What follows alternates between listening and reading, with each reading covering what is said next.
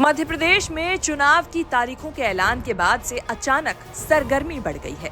कांग्रेस ने उम्मीदवारों की पहली लिस्ट जारी करने के बाद घोषणा पत्र का भी ऐलान कर दिया है। इस घोषणा पत्र में कई अहम और बड़ी बातें देखने को मिली हैं।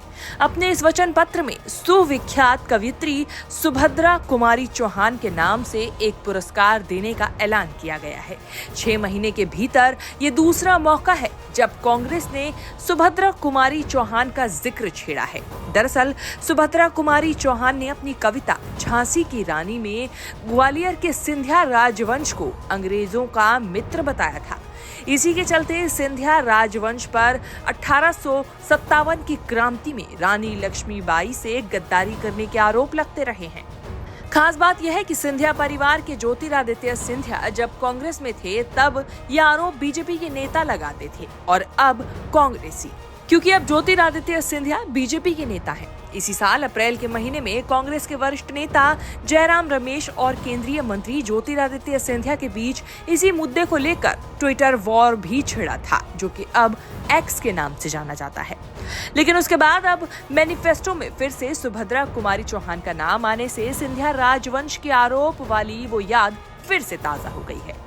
अपने वचन पत्र के आखिरी नंबर पर कांग्रेस ने वादा किया है कि राज्य में पार्टी की सरकार बनने पर सुभद्रा कुमारी चौहान पत्रकारिता सम्मान शुरू कर महिला पत्रकारों को सम्मानित करेंगे और सम्मान के रूप में 2 लाख रुपए देंगे। राजनीतिक गलियारों में चर्चा है कि पुरस्कार का नाम कांग्रेस की घोषणा पत्र समिति ने किसी मंशा के तहत ही सुभद्रा कुमारी चौहान के नाम पर रखा है, क्योंकि ये सब जानते हैं कि कांग्रेस के वरिष्ठ नेता कमलनाथ और दिग्विजय सिंह से ज्योतिरादित्य सिंधिया की तलखी किसी से छिपी नहीं है। देखना होगा कि आने वाले दिनों में सियासत में इसका क्या असर देखने को मिलता है।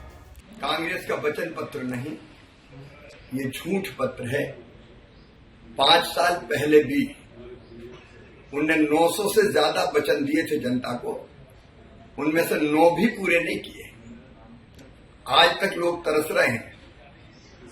नौजवान 4000 बेरोजगारी भत्ता कब मिलेगा, समर्थन मूल्य पर बोनस कब मिलेगा, समूहों का कर्जा कब माफ होगा। एक नहीं अनेकों वचन दिए थे, सारे के सारे झूठे निकले और आज फिर महा झूठ पत्र प्रस्तुत कर दिया। इस झूठ पर अब जनता भरोसा नहीं करने वाली। जनता जानती है कि भारतीय जनता पार्टी जो कहती है वो करती है। अरे हम तो जो नहीं कहते वो भी करते हैं।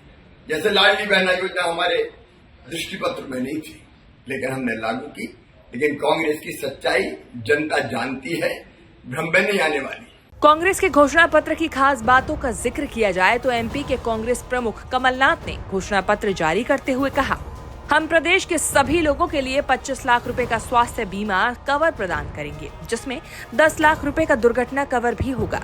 मध्य प्रदेश में राज्य की एक इंडियन प्रीमियर लीग यानी IPL टीम भी होगी। 2 लाख रुपए तक का कृषि ऋण माफ होगा और महिलाओं को 1500 रुपए हर महीने की मदद दी जाएगी। साथ ही कांग्रेस ने 500 रुपए में LPG सिलेंडर उपलब्ध कराने, स्कूली शिक्षा मुफ्त कराने, पुरानी पेंशन योजना लागू कराने और युवाओं को 2 साल तक 1500 रुपए से 3000 रुपए हर महीने बेरोजगारी भत्ता देने का भी वादा किया है। 230 सीटों वाली मध्य प्रदेश विधानसभा के लिए 17 नवंबर को मतदान होगा और नतीजे 5 राज्यों के एक साथ 3 दिसंबर को आएंगे। देखना होगा मध्य प्रदेश में अब की बार जनता किसको सत्ता की कुर्सी तक पहुंचाती है। न्यूज़ तक ब्यूरो।